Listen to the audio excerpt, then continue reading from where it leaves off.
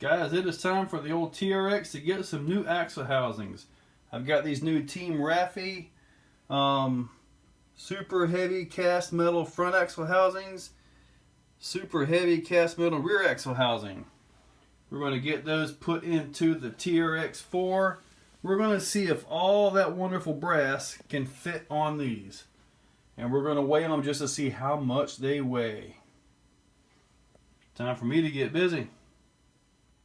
Here's the underside of the old TRX4 Bronco. I got brass and aluminum pieces all over the place. So let's go ahead and get these off and see if these brass and aluminum pieces bolt right onto the Team Raffee housings. There's the front axle. Let's see.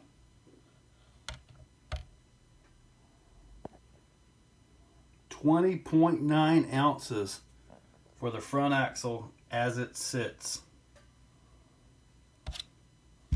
Let's see what the rear axle has.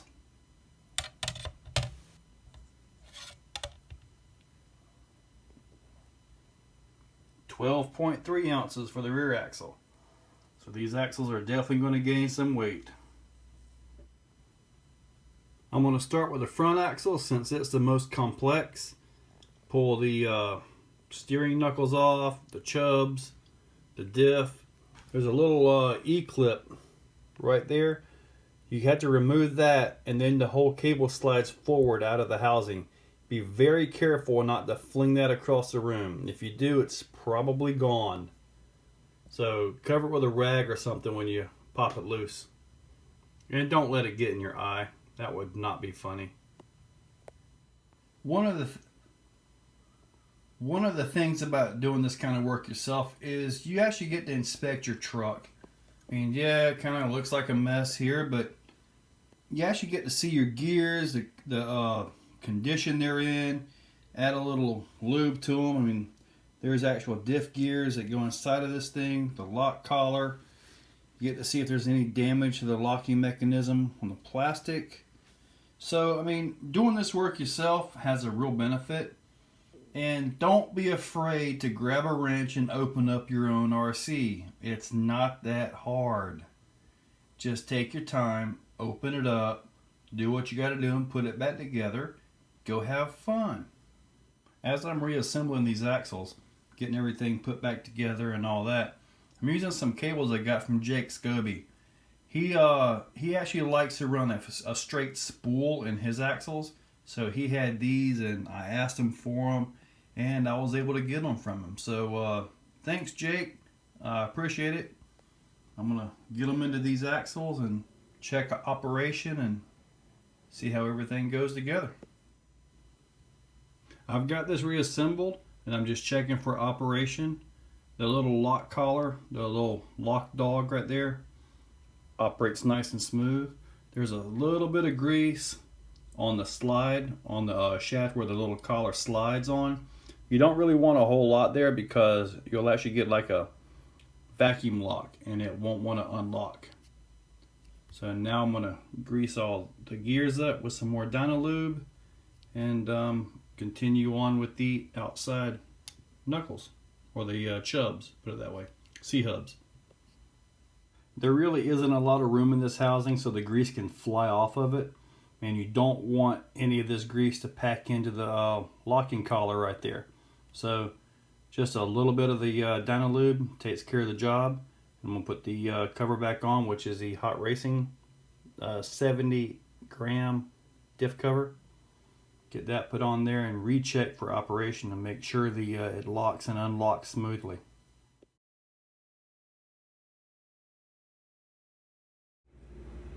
When I first got these Hot Racing diff covers, I noticed I couldn't really tighten them down all the way like I would like. So I had to run them, you know, not really as tight as you would really want.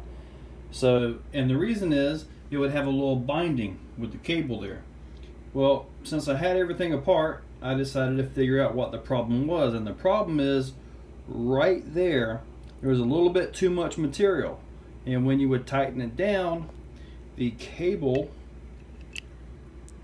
right in there, you can see this here. See how the little wire is into the bottom? That was actually catching on that. So that was where the resistance was. It wasn't rubbing the case anywhere else. It was just right there.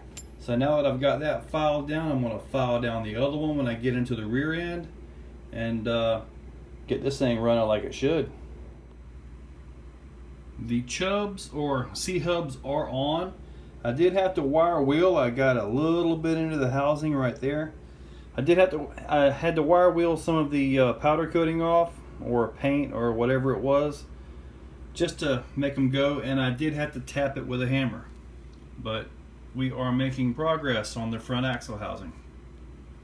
Time to get into the portal boxes now. The portal boxes look pretty good. I'm going to go ahead and clean them up, re-grease them, and put them back together. And just in case you're wondering how much the portals weigh by themselves with the axle shafts, 11.2 ounces. They are quite heavy. I've got the new front axle done, metal housing, all that stuff, complete with the hexes. Let's see how much this thing weighs in now. Oh, so I get this. 24 ounces. Wow. You know, there is a point at which you can get too heavy. This may be it. I'll find out when I hit the trails. I'm going to get into the rear axle, and this is pretty much the same thing as the front axle, so unless there are any major issues with this axle, I'm just simply going to get the job done. Okay, I got the rear axle put together. Let's see how much this thing weighs. 16 ounces. Wow. 1 pound. See how much everything weighs.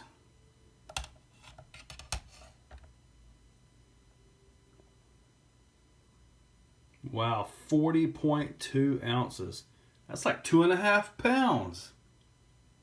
That's a lot of axle weight. Wow.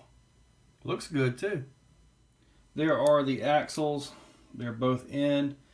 Everything went together pretty darn good. I did have to file off some of the powder coating just to make room for the links to go back into place on the top ones at least. The bottom ones are the hot racing, so they went right on. This particular one right here was a little bit tight going onto the housing, but it's there. I'm not worried about that. And I think this thing is ready to get some tires and go back on the shelf until I can get it outside and see if it's going to make a difference. Definitely added some weight. Absolutely. I'm at the Barbarian Scaleflex. Let's see if I can tell a difference from these new Team Raffee axle housings.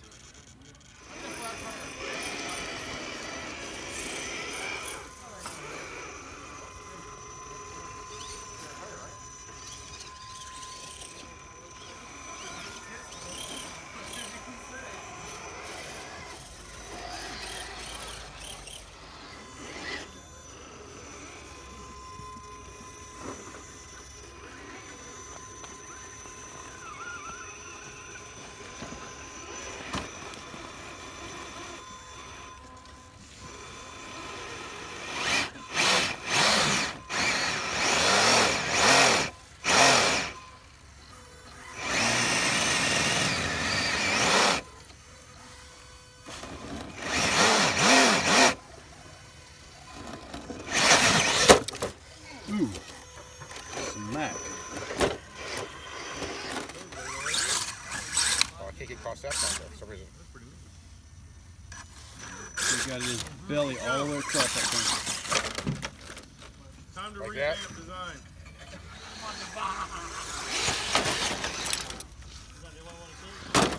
And he's doing that shit one-handed. Look at that. Making us all look bad.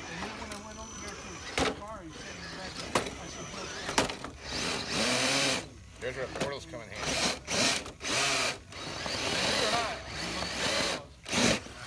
Portal really about them is you can add weight down low.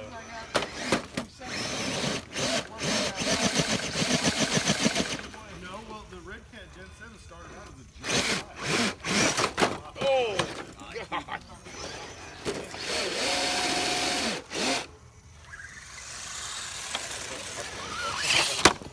Oh, nice. That was nice.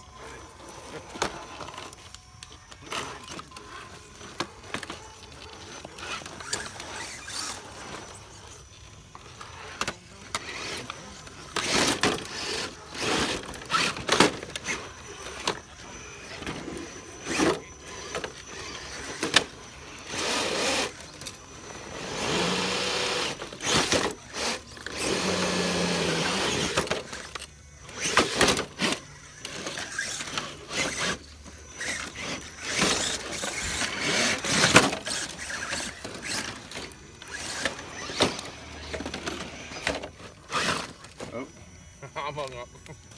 Oh, wow. I was doing good, Rich, at that point.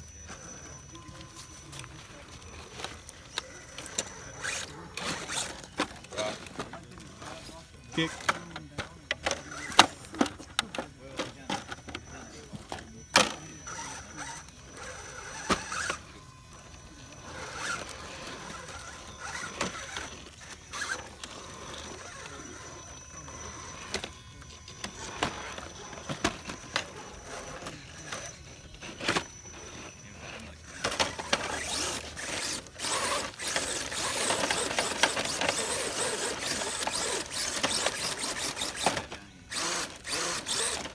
Jeep died. Hey, I got it. Look at that. This is horrible right here.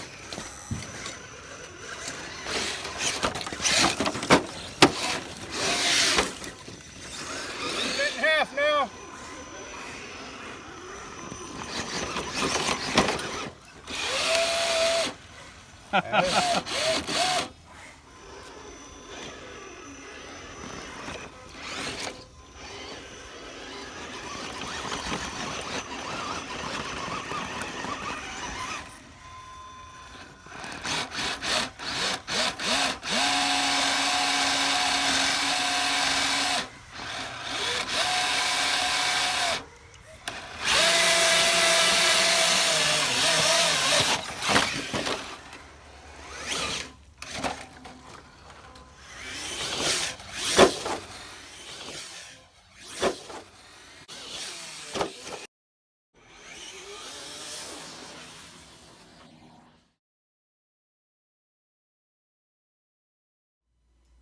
So there was the install and the drive.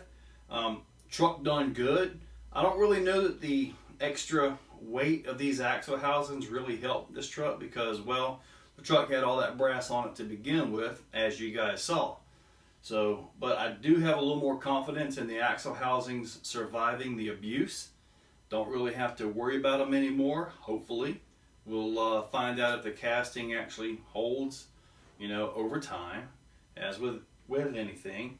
It does have a few scratches on them, which, yeah, it did hit the rocks. And overall, I like the axle housings. If you have a truck that does not have all the brass and all that stuff, you probably notice a bigger improvement than what I did. So, there you go. Team Raffee axle housings, fully installed. Thanks for watching.